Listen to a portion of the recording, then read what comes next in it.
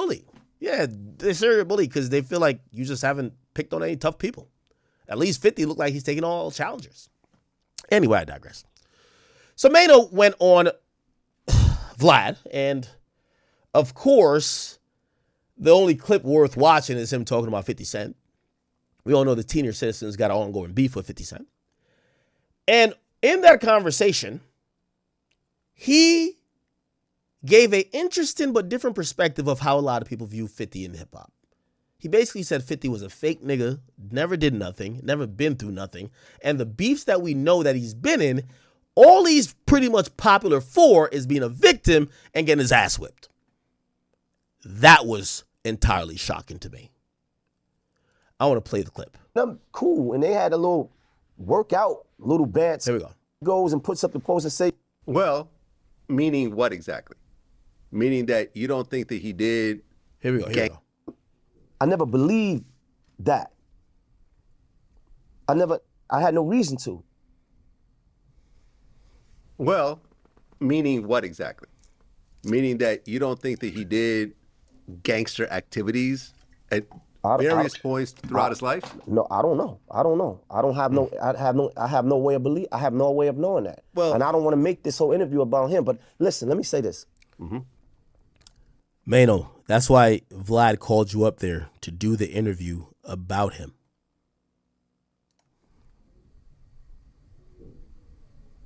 I think he capitalized on a moment. It benefited him. What happened to him? I think two things that happened to him was probably the greatest things that ever happened. And one of those things was the fact that he got shot. Now, the fact that he got shot, well, you know, they say it was 5 times, really, he lied and not, whatever, right?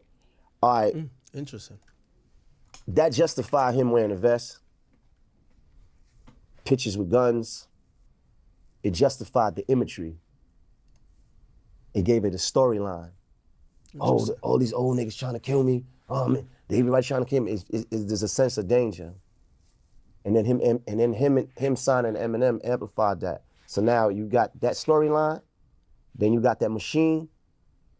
That was the perfect ingredients for success. We saluted it, we loved it. There was the underdog that came up. We was all with it, right? Anything gangster, I don't know nothing about that. Well, I mean, he was also a great songwriter. The music was there. Music was definitely there. We can't take nothing. Listen, I'm not taking nothing from no nigga that deserved what he deserved, but I'm not gonna give extra. Right. Okay. Well, but here's the thing, right? And this is something that really can't be disputed. And I watched this from the outside looking in. Jeter had real serious street beef with a lot of very serious guys. Who? Jimmy Henchman. They got spanked. Nigga, are you crazy? Oh, wow. Oh, really? They got spanked. Oh, What is wow. wrong with you? What do you mean they got spanked? Yo, Vlad, please, trust me when I'm telling you this. I don't really want to go into all this, but they got spanked. What is wrong with you? Jimmy had his way. People died. What are you talking about? Jimmy had his way?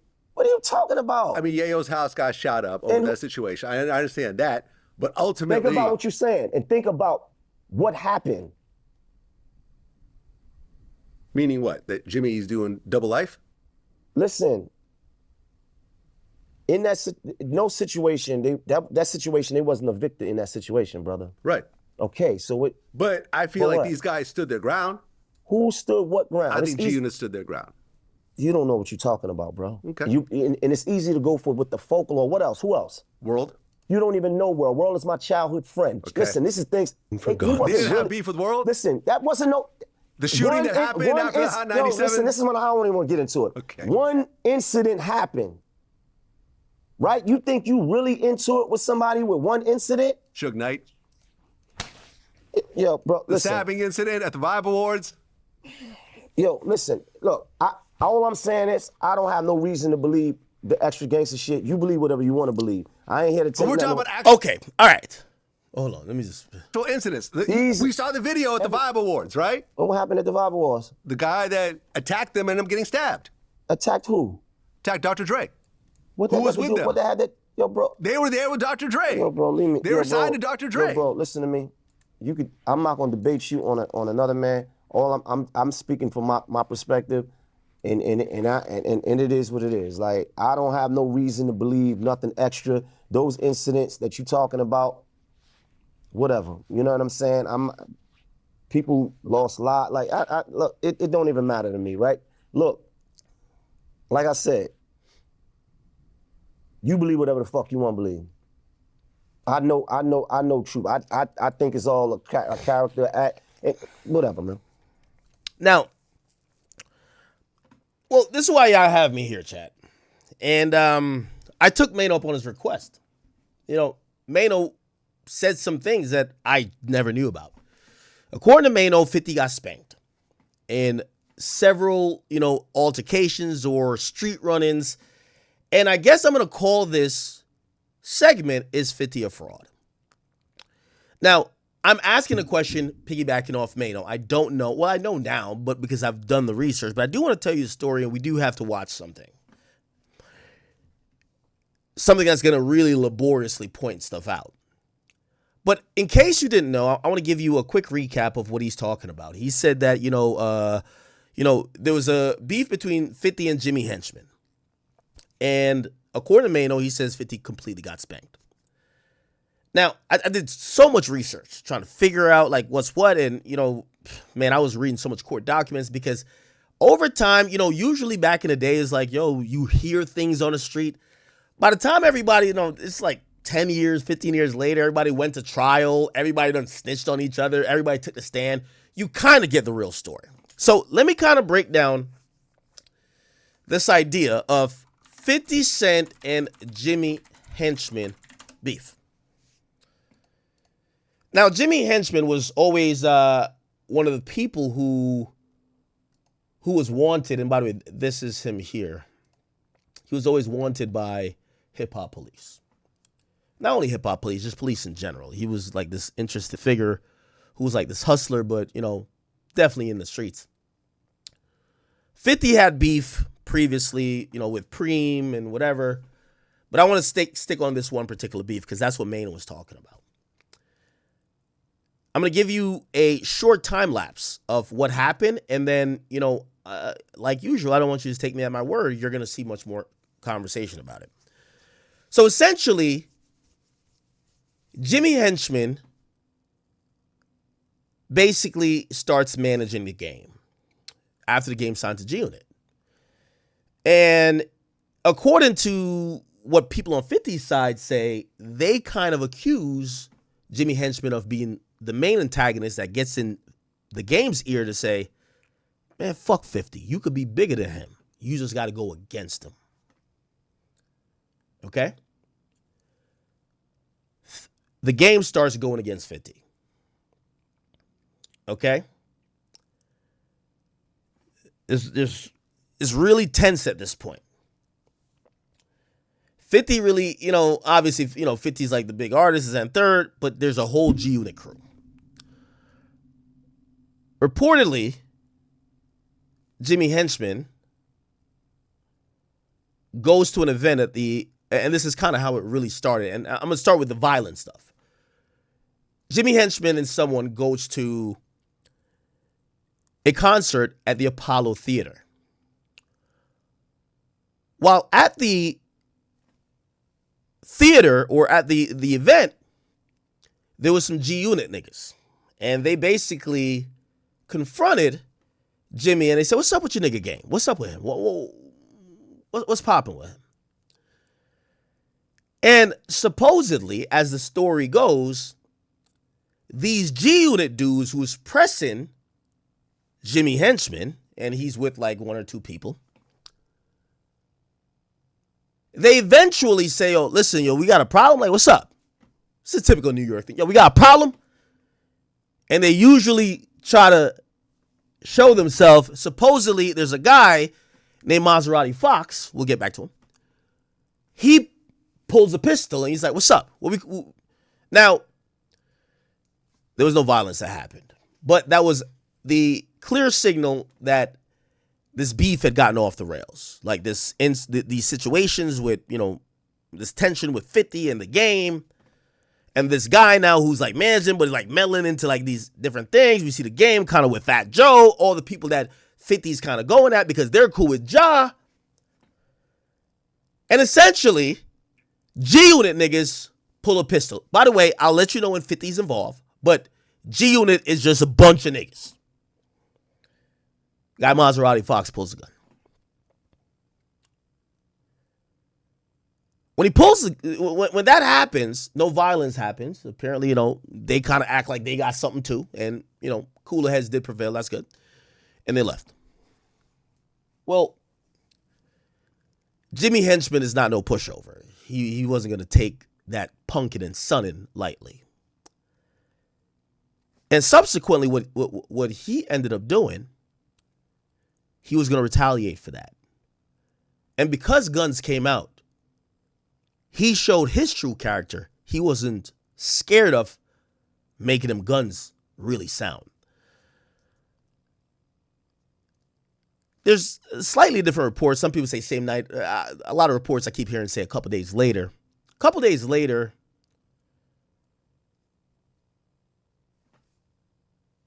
Yayo was parked in New York.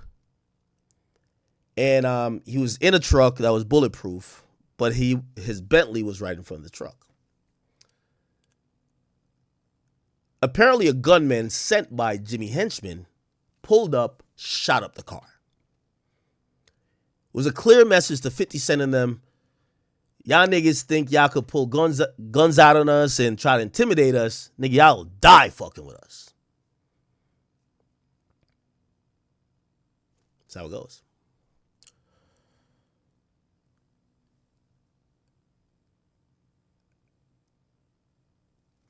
I'm probably going to miss out on certain stuff, but that's why we're going to watch a longer thing. I'm going to speed it up. Don't worry.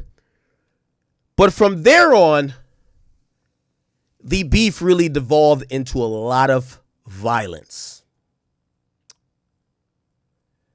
50 at a point was on the radio station. The game, he announced the game was no longer part of G-Unit. G-Unit, game pulled up to Hot 97. That was the station it was at. And when Game and his crew pulled up, shots were fired. Reportedly, G-Unit people shot outside of a door and hit one of Game's people. More violence continues to happen. I hope I'm telling y'all that this is why when Mano says this, I'm like, Mano, these guys were putting their lives on the line. We've known you to slap Youngberg. So I'm really wondering, where is the 50s of fraud shit? But keep listening to the story, and we're going to get much more into it. So cool. Apparently, one time, in New York, Jimmy Henchman's son is walking down the street and he's wearing a shirt with some language that made Tony Yayo and another guy, his name is Lodi Mack, feel, they fuck with the ops. Now it was a boy, it was a teenager that was walking down the street. They hopped out. They pulled up on a kid. They roughed him up. Reportedly is that Tony Yayo slapped the kid. And reportedly, again, Maserati Fox. No, sorry. No, not Maserati Fox. Sorry. Lodi Mack pulls the gun on the kid. The kid basically tells his pops after, he gets upstairs. He's like, these G-Unit niggas, they slapped me, da-da-da-da. From then on, it was World War X, at least in New York for these two people. I'll give you some of the things that happened.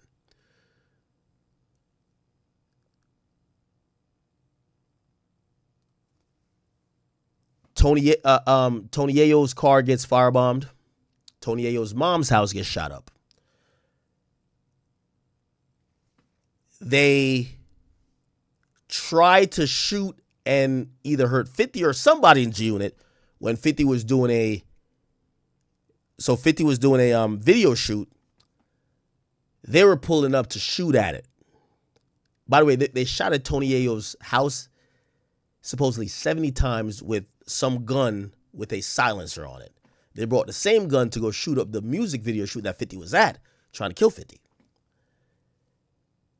The only thing that stopped that is that they were so excited on the way to go shoot up because they heard that, they're 50 of them shooting a music video.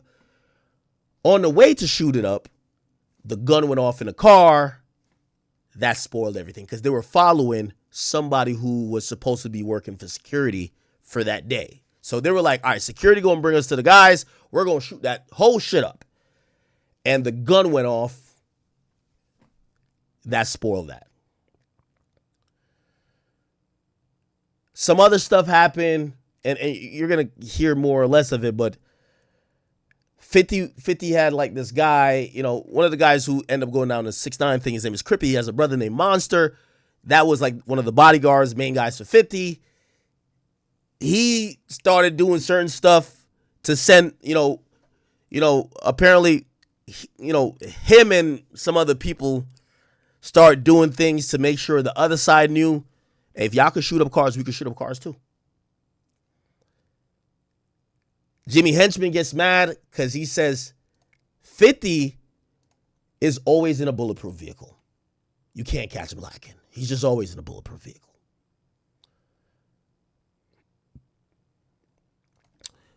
What happened is Jimmy's an interesting guy.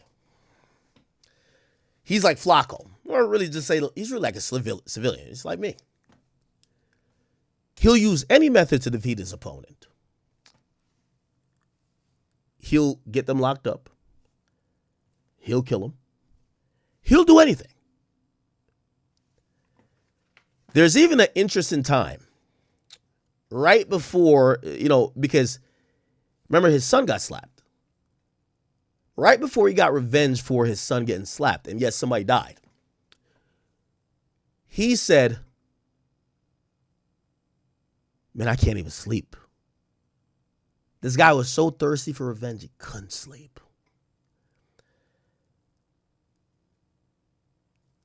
Eventually, he found, the guy who was supposedly with Yayo. His name is Lodi Mac. Lodi Mac got locked up because the baby mama of the boy, which is his son, they did go to the cops. This shit was in 4K video on tape. They were about to get Yayo for it, but, Yayo is a star. The other guy says, I'll take the charges. He gets locked up for some time. And after a couple weeks of him getting released, he gets killed. That's how much you should see this nigga was on some get back shit. How that happens? Well, Jimmy Henchman meets a guy that was friends with a guy that was the cellmate of Lodi Mac while he was incarcerated. And they lined him up and they murdered him. Jimmy Henchman gets arrested for drugs, but later he gets murder for hire charges. All the people who he supposedly hired turned against him. He then gets desperate, then tries to do whatever else. That's why 50 says he's whatever. But it's a really interesting story. That's the short of it. Before I get to the long pause. But the main thing I do want you to know is why I looked at what Mano said as utterly ignorant, but also I want to hear these stories about him. The reality is G Unit versus Jimmy Henchman, there is no winners. It's just a prototypical example of the streets. A lot of bodies, a lot of lost opportunities, and a lot of people who are in the penitentiary for dumbass choices. And 50s just happens to be one of those who was smart enough to not put himself in a vice grip that he's either in a coffin or that he's in a jail cell. I want to play this real quick. I'm gonna speed it up a bit.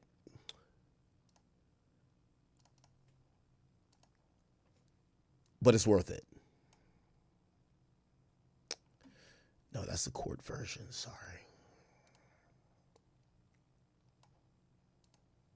The beef between 50 Cent and the game ran deeper than we initially thought. On the music end of things, it was the game going after 50 and the unit with his G Unit and Stop Snitching campaign.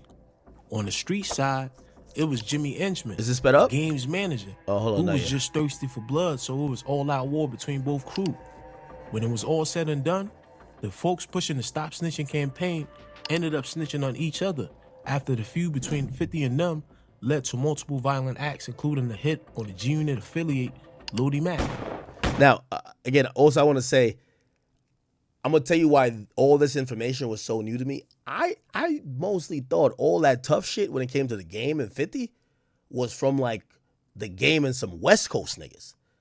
Turns out it was Jimmy Henchman heating that shit all the way up. But listen. Henchman's own trusted crew members ended up sealing his fate in court when he testified against him, leading to multiple life sentences. We now get the full picture of everything that transpired during those times. They're gonna use court stuff. Testimonies from Henchman's own hitters, which I'm gonna break down thoroughly and use to fill in all the missing pieces that were never made public. It's a lot of 50 documentaries up here with folks just slapping around clips together. All right, okay, of what okay. they Come on, heard brother. on lock. At the time, Here we in go. 50 Cent, that put him in the light Okay. by 50 Cent sing. So I'm gonna skip to the part where Henchman comes in. Okay, so he puts on the game, Henchman comes in. One of the things you got to remember about these music dudes is that a lot of these music dudes don't have no principles or no backbone. A lot of these dudes, man, is able to cut. They're ready What the fuck? and able to compromise their principles to can't hear. get in positions that they're in, and that's one of the things that we refuse to do. Let's break down Jimmy's empire structure. Pay attention to Okay. direct competition with Jimmy Saw Entertainment Company. And he even went as far as setting up his office almost across the street from Lighty's office on 25th Street in Manhattan. Jimmy, seeing the success that the game had generated before his album dropped, started getting into the game's ear, letting him know he could be bigger than 50 Cent. Henchman started conflicting 50 when he started releasing Game's record while 50 was structuring his G-Unit roster drops. Tef Okay, so the first egregious thing, 50 starts feeling away because the game is dropping music outside of schedule. The game is on, but he's dropping music. He's not respecting the hierarchy. And, oh, no, it's Bank's turn. It's Yayo's turn, right? He's just doing what he want to do. confirmed this in court. What was your understanding about what the problem between Jimmy and G-Unit was about? Jimmy dropping some records early when 50 was trying to release his artist, Whose records? the games, Why did it matter to 50 if Jimmy dropped those game records? because he's trying to get his money first, recoup his money off his artist. And at the time, he's building momentum for his team, and we are going to use it. Jimmy was going to use it for his. The game's first album, the documentary, dropped on January 18, 2005, and it became an instant success. It debuted at #1 on the US Billboard 200, selling 586,000 units in its first week. Now, who are some of the key people, man, that put you where you are right now? I mean, Oh man, Dr. Dre, man. right. That's it. Damn. 50 Cent at the time had just crushed the whole Murder Inc., Ja Rule and Irv on the music side, and Preem on the streets. So when Jadakiss and Fat Joe jumped on the New York track with Ja to bring him back some life, 50 went at both of them, and Nas on Piggy Bank off his second album that is scheduled to drop first quarter of 2005. The Game, being the new G-Unit member with the documentary album out that is buzzing, is asked about his thoughts about Fat Joe, Jada, and Nas beef, and he responds saying he would stay out of that. I'm not getting into it. You're not gonna get into it. No. Jadakiss is a good friend of mine, and I've had a chance to meet and talk to Fat Joe on several occasions, and I think that they're perfectly good dudes. 50 caught wind of what was being said and immediately went on a press run denouncing the game. Yeah, so basically, the game kind of made it, obvious that he's not going to pick a side when the game 50 started going at certain people outside of Ja Rule, and 50 didn't like it. the G Unit for a minute, 50. Now I read where you said Game was about to be dropped from Aftermath Interscope before you got involved. That's true? Yes, it was absolutely the truth. How did that transpire? You know, creatively, the tires got stuck in the mud, you know, and, you know what I mean? So we actually got together. I recorded 6 records on Game's new album. Right. I did West Side Story, How We Do, Hated to Love It, Church for Thugs, Special, and Higher. You see what I'm saying? And he came back recently from overseas and was disrespectful, man. Like the way he's like, it's like he's feeling himself, like because of how well his record is selling. You know, so I you know, openly I wouldn't expose what I did for the project, but I wrote those records. I created the concept of those records and he rapped around it. He's a great taking a rapper, piss real quick and grabbing a Red Bull. You know what I mean? Which is there's a difference. It's a major difference. You know? And he says a lot of people's names for shock value. He says things he doesn't mean. On February 28th, 2005, 50 Cent is live on Funk Flex when he says the Game is no longer part of G Unit. The Game and a few Black Wall Street guys went up to Hot 97 to confront 50, but they were met with shots at the front door. Enough's enough? Right now. It's Hot 97, Funk Flex. We focus. DJ, nobody. Flex, sorry about that. Hey, it's okay, fellas. Hey, it's all great. Henchman had sent Tef to go meet up with the Game for protection. He was about to join the mob when sparks started flying towards the crowd. Here are Tef's statements. How did you come to be at Hot 97 that day? Jimmy called me and asked me to escort Game up there, meet Game up there. He wanted to talk to 50. Who wanted to talk to 50? The Game. Did you go there? Yes. Who was there when you got there? When I got there, Game was there with a whole bunch of California dudes, and 50's trucks were parked outside, and they were upstairs. What happened when you came to Hot 97 that day? As I was walking down, got onto the block, I see a large crowd in front of the building, and I see a hand come from the doors and started shooting at the crowd that I was going to meet for no reason, just fired shots into the crowd from 50's entourage. You said there was a hand out of a door. Do you see the door on this picture? Okay. He confirmed it. Hot 97 door. Whoever was downstairs, the mysterious hand, who is still unknown till today, let off a shot towards Game and them, hitting one of Game's homies, New Jersey Devil.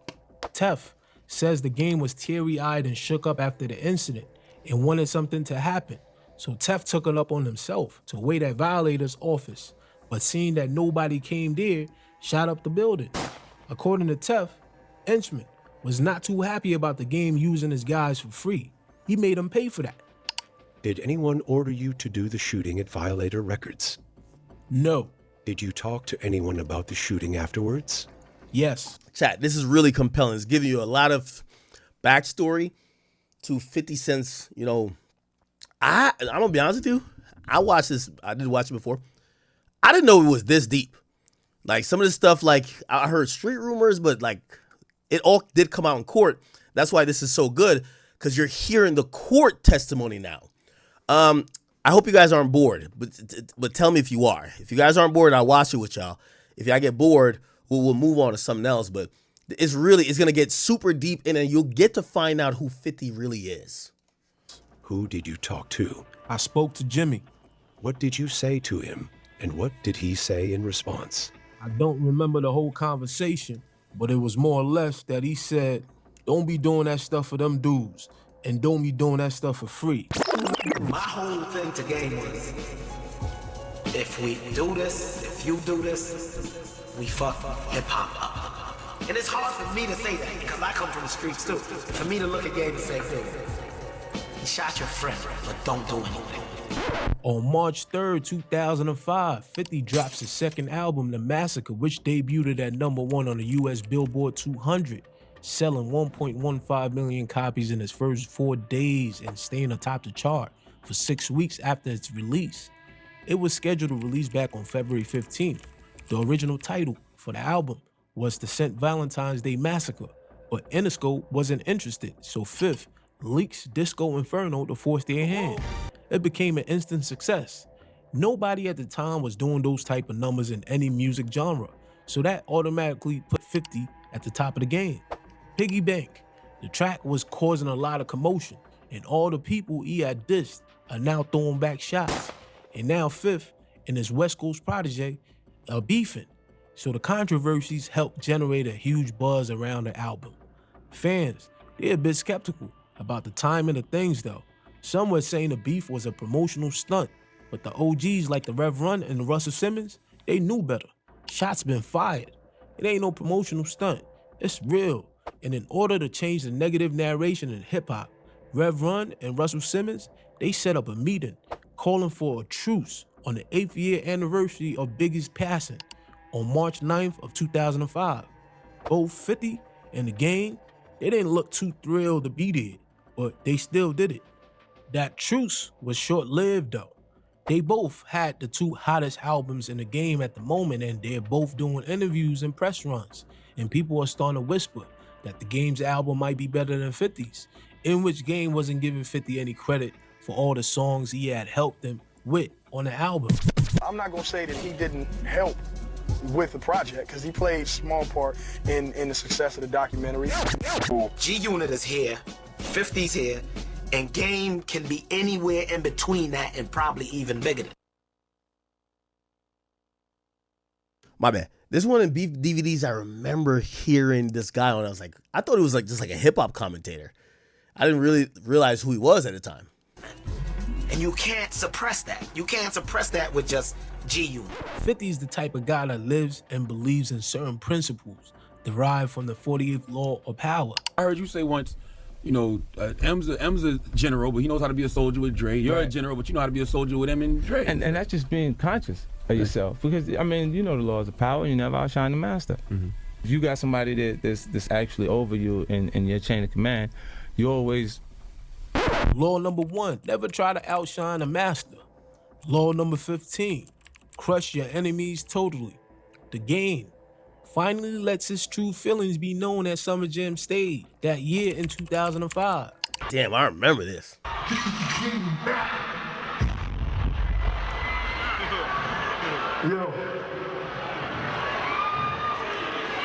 Now, keep in mind, Summer Jam is in New York City. The Game is from the West Coast. So this was huge.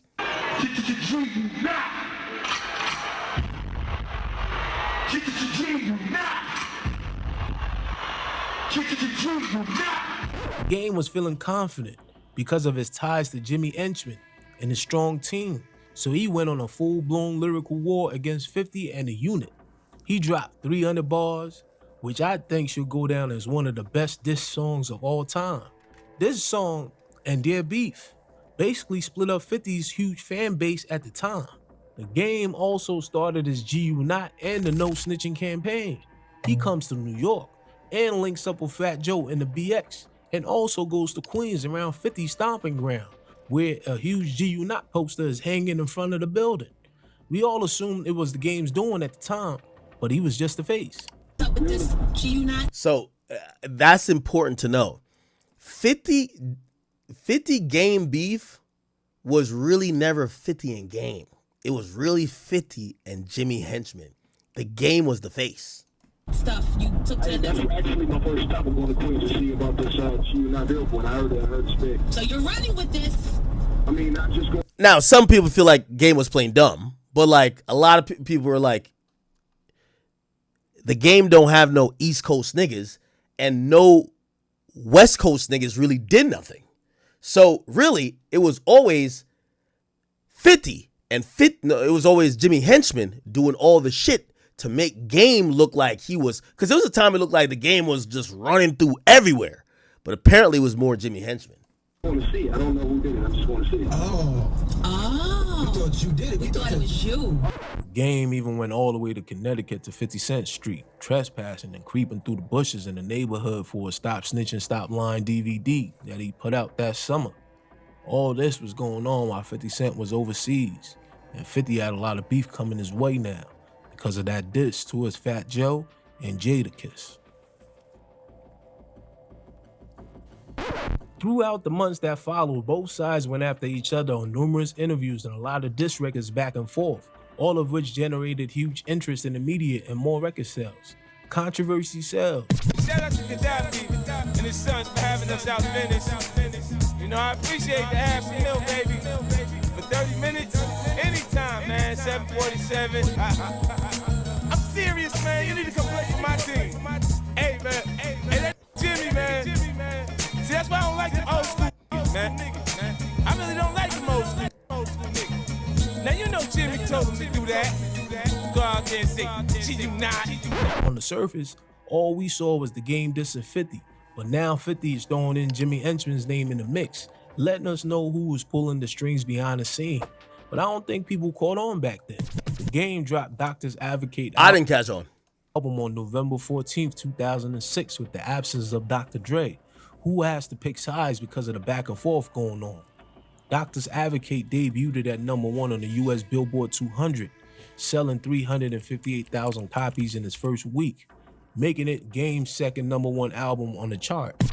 It was all just back and forth disses after the truce, and nothing more yet, till it came time for the mixtape awards. So they squashed the beef and they kind of got back into it. At the Apollo Theater in December of 2006. Now, this is where it gets interesting. Now we're going to get into, there's really real shit happening, because remember, the Game is from the West Coast, but really, the guy who he's getting into it with is on the East doing his thing. Remember, it's really 50 and Jimmy Henchman, not 50 versus Game. Tony Yayo and Maserati Fox, another G-Unit affiliate, here, and about 20 other individuals bum rushed into the venue. Oh, I know without Yayo was stopping there. for security while Henchman was inside. Henchman went to approach Yayo on a friendly note, greeting him in Creole since they're both Asian descent. He goes, "Sapase," but there was no mabule. Yayo immediately pressed him about his guy Game. During the heat of the moment, in reading body language, Mozzie flashed the pistol at Henchman, asking, "What does he want to do?" But Yayo didn't give the call.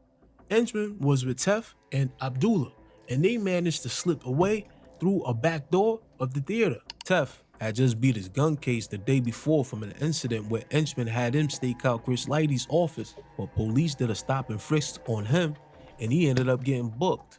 So now he's right back into the action the very next day. For most of you who aren't familiar with Maserati Fox, he was a longtime friend of 50 Cent and also was a highly active individual in these streets, to say the least. While remembering Maserati Fox, this was how Yayo recanted the story on Vlad TV. I told you pull the strap out in the Apollo, like with Jimmy Henchman. So, remember, so this is where now it's getting real static, y'all. It's 102, no. It's the Fox. Oh, he got the hammer out. Here was Al Abdullah, and Tef saw it. Did there come a time when you attempted to shoot at Violator again? Yes. What year was that about? Maybe 06. How did it come to be that you did that? Jimmy had asked me, then called it off and called me again. And I interpreted that he wanted me to do it again and went over there with Andre. He was parked on 26th Street, and as I was cutting through the alley, I was stopped randomly by police. I was put under arrest, I don't know why, until they searched and found a gun. In the car, which was on the next block over, they went back to the car, found a gun in the car. Now remember, this is Jimmy Henchman's people. And it was kind of odd, but we were both arrested, charged with gun possession. Were you involved in any conflict with G-Unit immediately after that gun case was dismissed? Yes. Just briefly, what incident? We went, me, Here it Jimmy, goes. I think Courtney, and I think maybe Teddy. It was a long time ago. We went to the Apollo, and... What's the Apollo? The Apollo Theater in Harlem. About what month and year was this? It was the day after I won the trial, the pre-trial. Just got released. About what year would that make it? I'm thinking 06, late 06. I went and met Jimmy up there. It was Mixtape Awards being held there, and we walked through security. And behind us, we just hear real loud commotion. G-Unit bum rushed the doors, bypassed security. So we kind of knew why they were doing that. Jimmy was, I don't know who approached. I think they saw us. They stood by the stairs and Jimmy greeted one of them.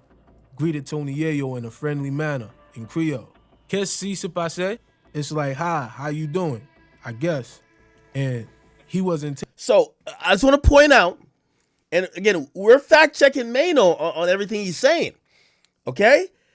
The point of this is remember. Okay, I want you guys to remember.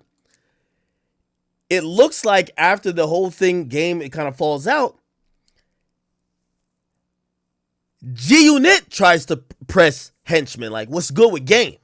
So they try to press him, and you're going to hear what happens. Taken to it. He had an attitude and more or less pressed them. Like, what's up with your boy Game? Who said that? Tony Yayo. What happened after that? In an aggressive manner towards Jimmy. And it was, I don't remember the exact words, but it was more or less us going back and forth with them. We went upstairs. I tapped them, let's go upstairs. They eventually came upstairs. A mob of them, about 20 or 30 of them. Damn. A mob of who? G-Unit. What happened upstairs? Maybe about 20 or 30 of them. It looked like they tried to trap us off from leaving. One guy named Fox, Maserati Fox, tried to block off the entrance. The other 20, 30 dudes stood at the other exit. I backed up, grabbed a bottle, had it under my coat. He thought it was a gun. He walked away. We got out of there safely. I grabbed Jimmy. I said, let's go. We got out of there safely. Abdullah's statement. What did you do after that? We went to my car. And who was the we who went to your car? Me, Jimmy, and Tef. What happened inside the Escalade? Nothing. I was just like, wow, I can't believe that nonsense that just took place. I said, you deal with this type of stuff all the time?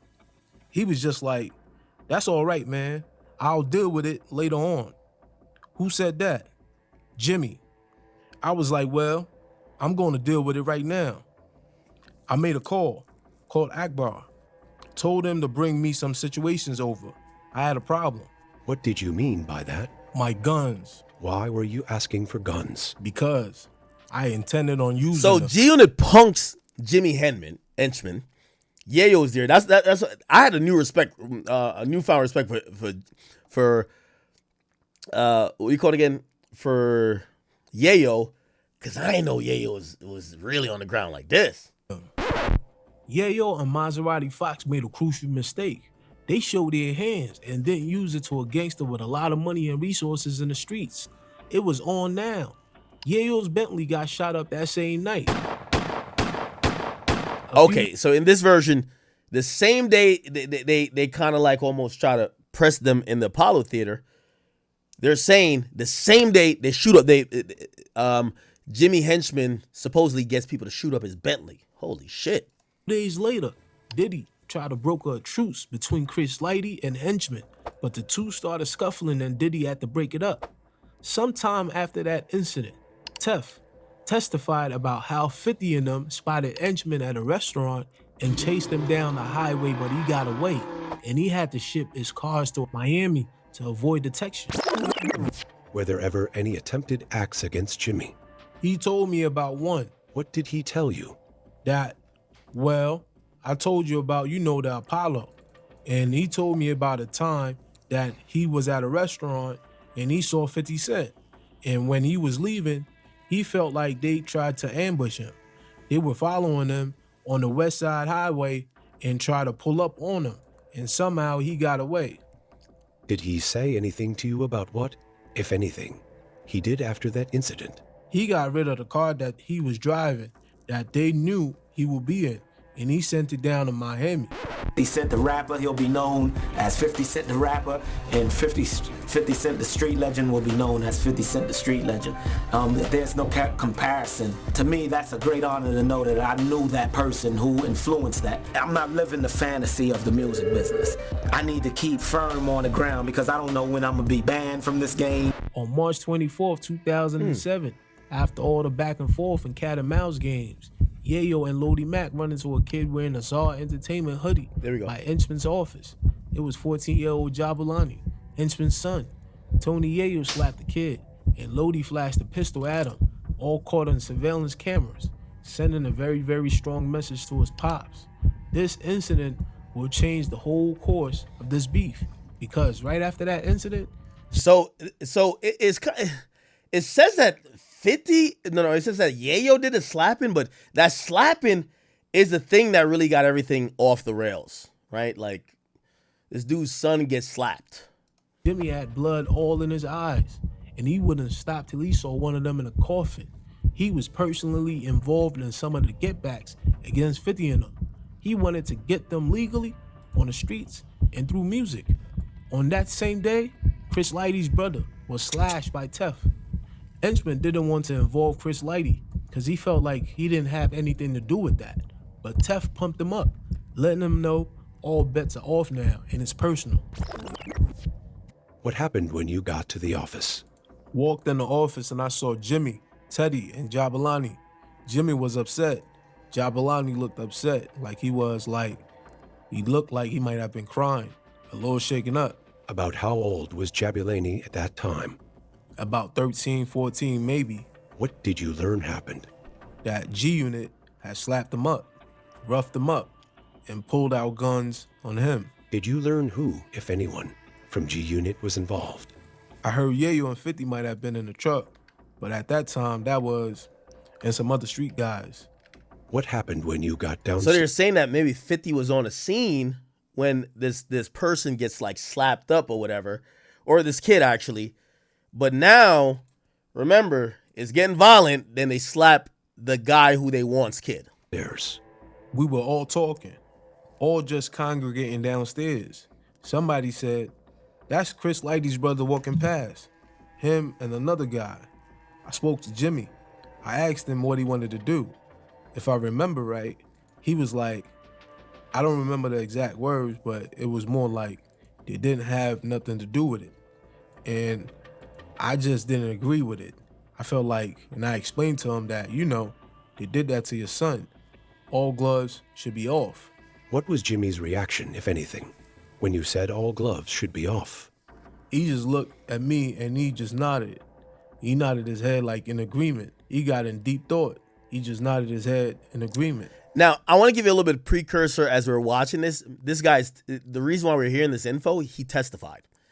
So just keep in mind, and this is why I think people look at 50 as being smart, because the guy who's now testifying, he was in Jimmy Henchman's ear at the time saying, yo, gloves is off you, bro. You got to go crazy. Like, niggas playing with your family, you got to go crazy, bro. Right? Like, that's literally what this is. So he's gassing Jimmy up to crash out, and at the end of the day, he ends up testifying on Jimmy. What did you do next? I asked him if he had a razor. What happened? He asked around. I think he might have got it from Lil D. He gave it to me, and I started to walk behind him, and he saw me walking up. Chris Lighty's brother saw me walking up on him. And as I swung at him with it, he flinched. I didn't get him how I wanted to, but I think I touched him with it.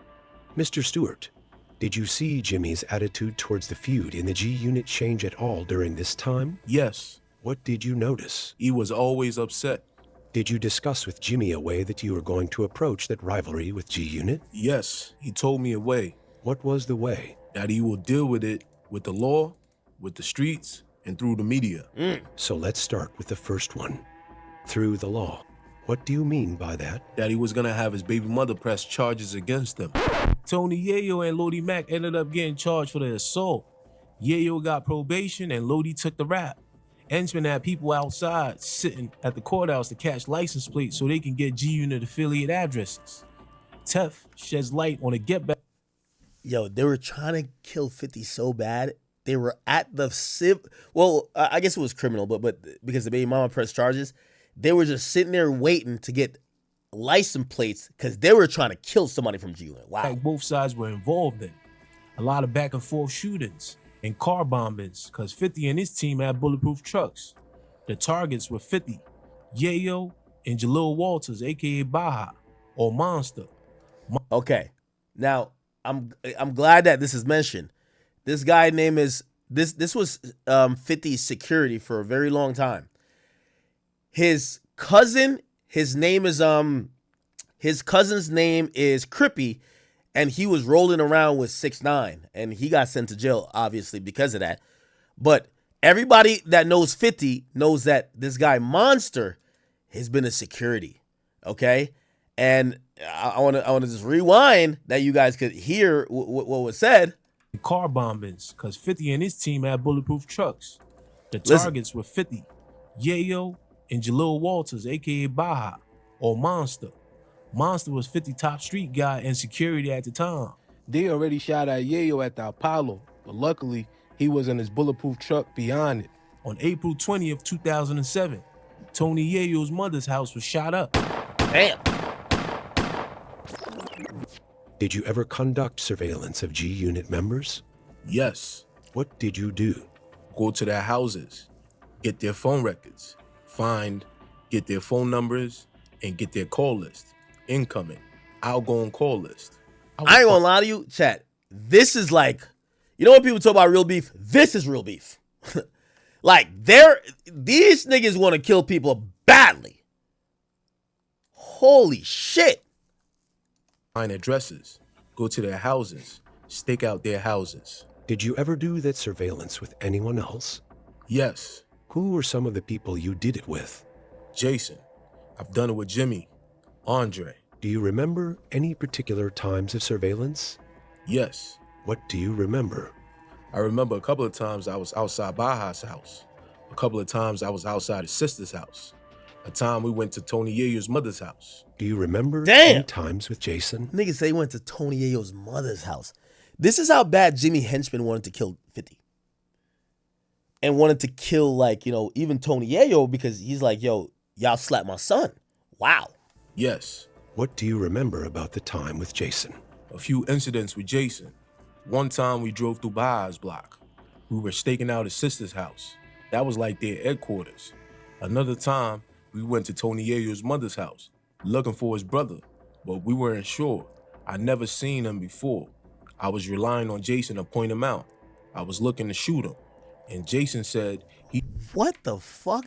I ain't gonna lie to you. This looking for his brother, but they were just trying to shoot Tony Yayo's brother just cause. They want to hurt anybody. Sure, I never seen him before. I was relying on Jason to point him out. I was looking to shoot him, and Jason said he thinks that's him, but he's not sure. The dude stopped by the car, took a deep breath, and I told him I wasn't going to shoot an innocent person. I didn't want to make a mistake, so we just pulled off and kept going. Did Jimmy ever talk to you how this dispute with G Unit will end? Yeah. What did he say? He told me that these dudes ain't going to be happy until they're carrying a coffin. I want to talk to you about a particular member of G Unit. I'm going to show you what is in evidence as Government Exhibit 32. Who is that again? That's Monster, Baja. Remind us. What connection? So they're calling this guy Monster. Everybody, like, you know, just in the industry knows 50 used to roll with this guy named Monster. They're calling him Baja here, but listen to this. You have 2 G Unit.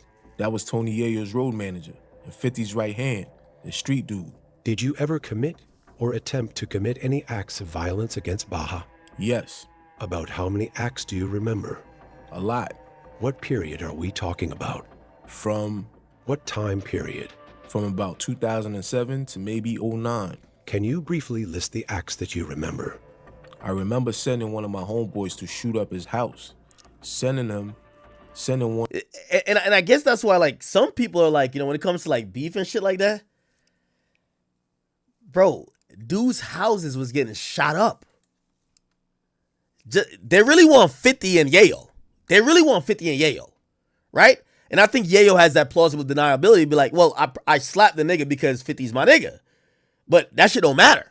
One to shoot up his sister's house. Sending who? I didn't hear you. One, the same homeboy to shoot up his sister's house. I remember being outside his sister's house one night after they tried to set up my barbershop on fire. I remember trying to blow up his bulletproof truck and shooting it up in the house. A couple of things. Any acts involve Jimmy personally? An attempt. Let's go through those one at a time. You mentioned that you sent your homeboy to shoot up Baja's house. Who was the homeboy? A kid named Life. Where was Baja's house at the time? In Staten Island. How did it come to be that you got Life to shoot at Baja's house? He was a friend of a friend, and he went and called him for me. You also testified about sending someone to Baja's sister's house. Is that right? Yes. Who did you send to his sister's house? Life. He went with Jason. Whose idea was that shooting? Jimmy. You testified there was an attempted time that Jimmy was involved in. Yes. And against who was that done? The attempt.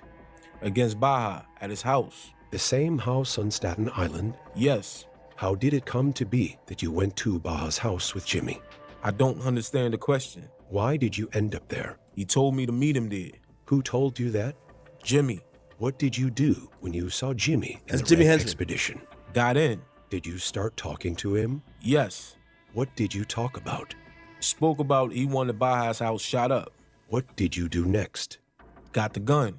What did you do with it? I left the car, walked over to Baja's house, went behind the house towards the backyard, and as I was going to shoot up his house... What happened next? I saw a little girl in the window. I turned around and left. Where did you go when you left? I went back to the car. What happened when you got in the car? Jimmy asked me what happened. I told him I didn't do it. He asked why. I told him I saw a little girl in the house. I think it was his daughter, and I wasn't going to shoot up the house. He was upset. What, if anything, did he say? Don't be wasting his time. Did there ever come a time when you were retaliated against by Baja? Yes. Generally speaking, what kinds of things happened? Okay, so now this is about 50 Cent's people retaliating, okay? Listen. He set my barbershop on fire. Shot up my Escalade twice. Remember, again, you know, like, that's why I said May knows, he knows what he's doing. 50 can't do none of these things himself. You get what I'm saying? Can't do none of these things himself. He's in a war. 50's in a war that's not, the media thinks it's him versus the game, but in reality, he's going at it versus this nigga that got mad resources that's from where he's from, and shit's going crazy. You get what I'm saying? So you're not going to see 50 did anything, but if we're talking about G-Unit, because 50 is G-Unit. 50 is G-Unit.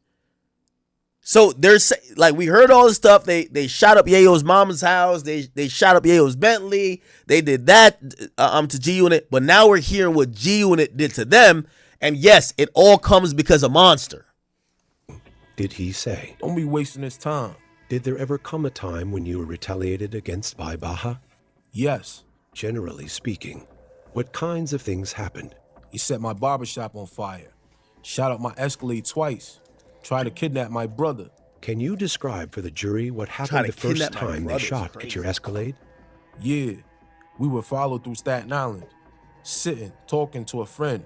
One person walking on the right side of the vehicle started shooting into the car. A white van cut us off. The driver jumps out. A passenger jumps out. All three of them started shooting into the truck. And as I'm down, I see somebody come through the side of the doors of the van and start shooting into my truck. And they started to all get back in the van. I tried to put my car in drive and ran them with the back of the doors open. Now, I want to give some context here, people. So, 50's beefing with Jimmy Henchman. Jimmy Henchman is so bloodthirsty. He wants 50 dead. He wants, like, he's not the first person who wants 50 dead, but there's a lot of people that want 50 dead. Here's their frustration with 50, okay? Their frustration with 50 is that 50's always in a bulletproof vehicle. 50's not just exposing himself and just leaving himself available. He's always protected. So you're going to hear them talk a lot about bulletproof vehicles. Of the vehicle, started shooting into the car. A white van cut us off. The driver jumps out. A passenger jumps out. All three of them started shooting into the truck. And as I'm down, I see somebody come through the side of the doors of the van and start shooting into my truck. And they started to all get back in the van. I tried to put my car in drive and ran them with the back of the doors open. And a lot of shots came out the back doors into my windshield. Damn. I ducked again. Me and the passenger ducked again. And somebody started firing at them out the window in the projects. And they drove off. Were you hit in that incident? No. Remind us, what color was the van? It was a white van. Did you learn whose van that it was? Yes. How did you learn it? Jimmy told me it belonged to Tony Yayo's brother. What about the second time that your car got shot up? So So clearly, G-Unit is retaliating in their own way. You know, I'm going to be honest with you, Mano, respectfully to you, you know, again, I'm not a street dude, but what you said on Vlad was police shit. Because what you have now said when you're like 50 soft, he never did nothing, they got spanked. The only way for 50 to actually defend himself is to admit to crimes. 50's crew, I'm telling you what they were doing to 50's crew, and I'm telling you what 50's crew was doing to them, or they're telling you what 50's crew was doing to them. What do you think 50's demeanor was? I had just left the barbershop and just put a gun inside the barbershop for those guys to protect themselves. And as I was leaving, I saw a guy standing by the store about a half a block away holding a bag. As I'm walking to the truck, he's walking towards me. I get in the truck, I start it up, I see him turn the corner, drop his bag, pull out his gun, and start shooting into my truck. What did you do with your truck after it got shot up that time? I gave it to some guy I had in Brooklyn to strip it and make it disappear. Let's talk about the last incident you mentioned with respect to Baha. You said you tried to blow up his truck? Yes. Was that before or after your trucks got shot at? Aiden, what up? Emu. Oh, okay. Hold on.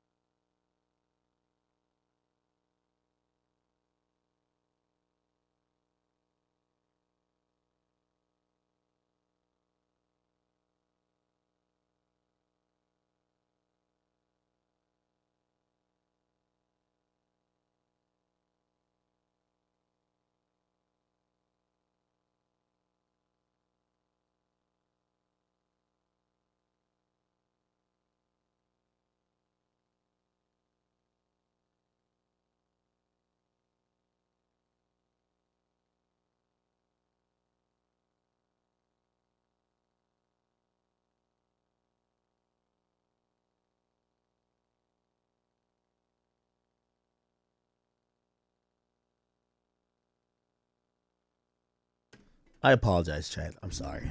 I know that was not professional, and I'm sorry. Okay, back to video. After my trucks got shot up. Whose idea was this incident? It was my idea to make him lose the truck. Why did you want to do that? Because I felt that they were untouchable, that they were invincible, because they had all these bulletproof trucks. And I felt that was the only difference between me and him that made it harder for me to catch up with him. Where was the truck when you tried to blow it up? In front of his house. Were you there by yourself or with someone else? At that time, I was with Andre. What happened with you and Andre? The time it was blown up? Yes. We made some Molotov cocktail and we was going to throw it at the house. I was going to throw one at the truck and it would fire the shots into the house and I would fire the shots into the truck. We were open that I would hit the truck first, and open that he would come outside, or he was supposed to hit the house first with the Molotov cocktail. Who is the he that you are talking about? Andre, and hopefully Baja would then come running out the house that was on fire, and then we would ambush him. Did that plan work? What happened? Andre, in throwing his Molotov cocktail, burnt himself. But to me, it was more important for him to lose the truck than to set the house on fire. What did you do? I threw mine at the truck and shot up the truck and the house with it. Next blog, I'm gonna be in Brooklyn. Next blog after that, I'm gonna be in Bronx. Next blog after that, I'm gonna be in Staten Island. Y'all know out there with us. Y'all know what time. We be in Staten Island, we be in Harlem. I mean, come on, son. Shooters on deck. Shooters on deck, man. It's gonna be a cold summer. I got Louis from Paris, nigga. I ain't got nothing to Tell him, yeah. It's gonna be a cold summer for y'all. Cold summer. Listen, we got bulletproof trucks, man. We made for this shit, man. You crazy, nigga? I ain't trying to glorify the beef, but when they leave it or not, you see grass and all that shit. Look, you see grass and all that. Cali tonight. Let me tell you something. This is like Compton back here. Shot my mom's crib up like 22 times. Fifth got shot 9 times in the back block. Man, get hit back here. Damn. You know, tried to kill my brother right here on this park right here. No. Shot my brother, yes. We out here. All those back and forth, but nobody dropped yet because 50 Cent of them are not easily accessible. 50 wasn't the type of guy you would catch in a club, even though he raps saying you can find him in a club.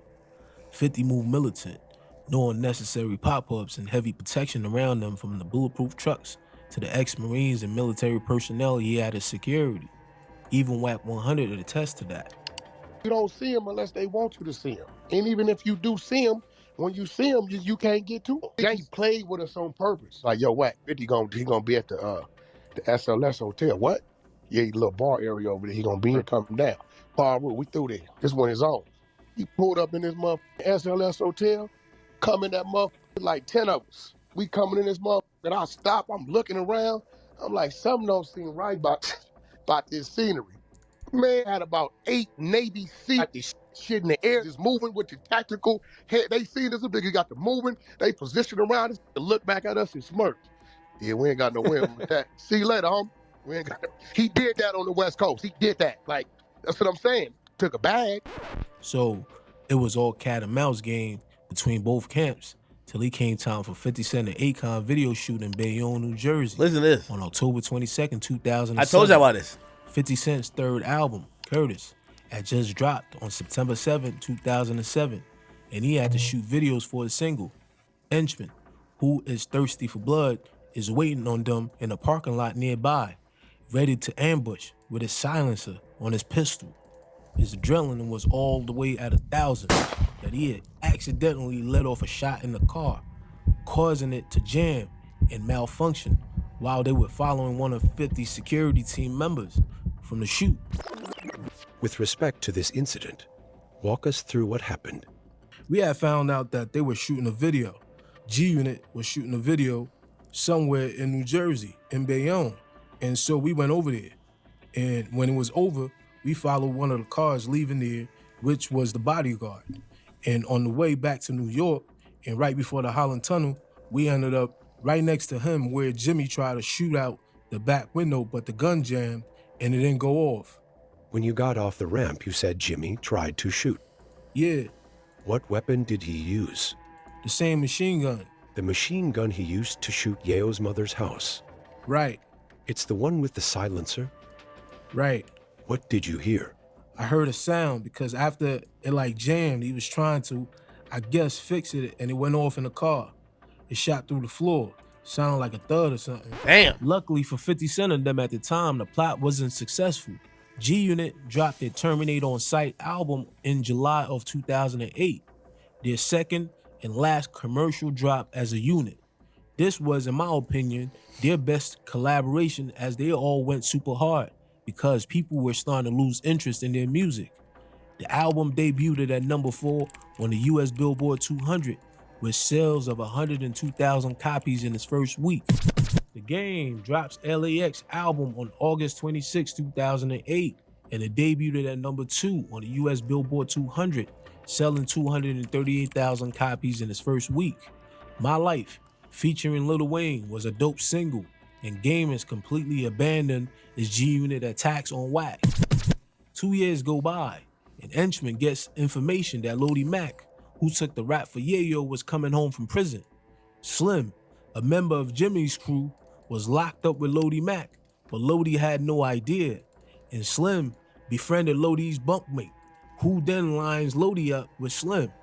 Lodi didn't know what Slim looked like, but they kept communicating on phone calls, with Slim promising money and girls to help Lodi get back on his feet after release. What crimes did you do? Did you commit that caused you to be detained in federal custody? Someone's done. Drug crimes and murder. When did the murder occur, approximately?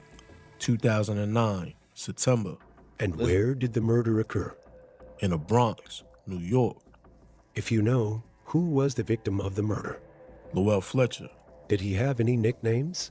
Lodi Mack. Did you participate in the murder alone or with others? With others. Can you please name for the jury who the others are who participated in the murder? Brian McLeod, Derek Grant, James Roseman, and Rodney Johnson. What was Roseman's role in the murder? The orchestrator. What was Grant's role in the murder? The shooter. What was McLeod's role in the murder? He lured the guy dead. The guy is Lowell Fletcher? Yeah. And what was your role? The driver. 50 Cent drops his 4th studio album, Before I Self-Destruct, on November 9th, 2009. The album sold 160,000 copies in its first week, debuted at number 5 on the US Billboard 200, giving 50 Cent his 4th consecutive top 5 album in the US. Around this time is when 50 started pivoting into films, making mini movies with the Crime Wave video and also the Before I Self-Destruct DVD. He'd been putting out visuals way back, but I believe this is when he started taking it up a notch. Back to the Henchman and the 50 beef. After the hit on Lodi Mack, 2 years go by. It's now 2011, and Jimmy was arrested along with his guys who eventually told everything. Now, the funny part is, which they're kind of leaving out, everybody was looking at 50 Cent like, yo, you ain't gonna retaliate for your man? It's like Slide for Vaughn type shit, right? Like, yo, you not gonna, bro, like the streets know you not gonna slide for your man. And I'm gonna be honest with you, you know, I guess hindsight's 2020. Everybody look at 50 and say he was incredibly smart to not retaliate, because essentially, you know, this guy got locked up. That I showed here. Each side started pointing the finger at each other. Jimmy said he only wanted them to bring him Yayo and Fletcher, and not. So he got locked up for drugs at first, and then he went down for murder for hire. But he always contested the murder for hire shit. He claimed that he never wanted to murder no one. And when they said, well, what about you, you know, seemingly wanting to get with the guys who slapped your son? He was like, nah, I just want him to bring them to me. And I wasn't going to do nothing. To shoot them. Do you believe that? Brian McLeod to kill Lowell Fletcher. You know, one of the things that I did ask Brian McLeod to do was I asked him to bring Fletcher or Yayo to me. So took it upon himself and he killed 50's an Lowell asshole. Fletcher. So that's his op talking, Jimmy Henchman. Here's the most important thing out of this whole thing. I'm not the murderer here. The murderer in this whole situation is home.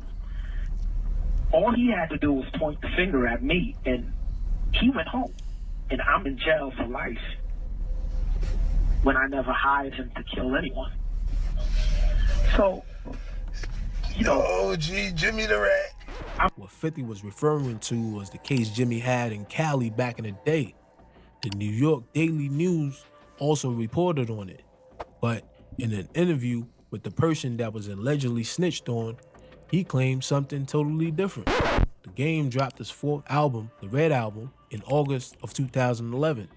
The album debuted at number 1 on the US Billboard 200, selling 98,000 copies in its first week, with singles Red Nation and Pot of Gold. Jimmy was subsequently convicted in 2014 and sentenced to multiple life sentences for both running a drug operation that brought in $11 million a year and also for the murder for hire plot on Lodi Mack. There's been this long-running rumor that Henchman had something to do with Tupac robbery and shooting. Yeah, so the same guy supposedly had told people to go rob Tupac, and that's also a big thing. Back in the day, but I didn't remember see Tupac got shot like 4 or 5 times. They're saying he instructed people to go rob him. anything to corroborate that claim.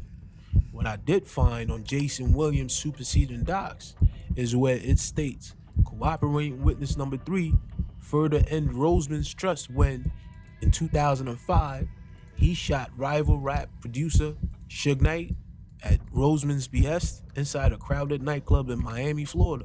That was at Kanye West party, and the cooperating witness number 3 was none other than Trigger Happy Tef. 50 dropped Hold On in 2014. Couple minutes. In references We're almost to out of here. On the phone, I heard Ye smack the shit out of kid. Now Jimmy got life, go smack him again. 50 holds Oh my grudges, God. and I don't blame him. Somebody lost their. So basically, the dude got life over his kid getting smacked, and 50 then raps. I heard Yayo did blah blah, and smack somebody kid. I heard the nigga got life. Just go smack him again. Like, oh my God, this guy's like life a in the demon. situation. Sneaky nigga sprayed that semi at your mama crib with a silencer, we couldn't even hear the shit. Throughout the years that followed after Henchman's incarceration, the game has made numerous attempts to reconcile with 50, but Fifth is not ready or willing to be buddy with him. They eventually chop it up in the club, while Fifth was in LA. Notice the guy to the left of 50 looking around. That's Monster. That's He was Monster one right of- here. Wow. Adam versus Tim on the next brand risk knew it. card. I knew that was Dude, coming. fuck. The beef between 50 Cent and the Florida. That was at Red Nation. And We couldn't even hear the shit. throughout the years that followed after Henchman's incarceration, the game has made numerous attempts to reconcile with 50, but Fifth is not ready or willing to be buddy with him. They eventually chop it up in the club, while Fifth was in LA. Notice the guy to the left of 50 looking around. That's Monster. He was one of Henchman's main target. His house was shot up, bulletproof truck blown up during the height of the beef, so his antennas were raised and he kept his head on a swivel. Can you imagine how big they would have been if Henchman wasn't in Game's ears? That whole beef split up the fan base while also generating a buzz for their albums. In the end, 50 diversified into film and television, and the game is still the game, and Henchman is doing life. I want to apologize to the massive for. Now, this is one of the saddest videos I've ever seen, chat. I actually forgot this video. So when Jimmy Henchman got sentenced to life, he basically made a video in his cell. Clearly he had some recording device. And this is sad. Letting these sucker ass niggas catch me out there like that. I talk about suckers, I'm talking about those who perpetrated to be He meant perpetrated. either my friend who were wearing wiretaps, who got on the stand and lied. Man, I want to apologize to those that I let down for letting some suckers play me. And I just want you to know, man, that I didn't know. So who won in this war? Let me know what you think in the comments, man. Until next time, peace. Really interesting situation, Chad. I kid you not.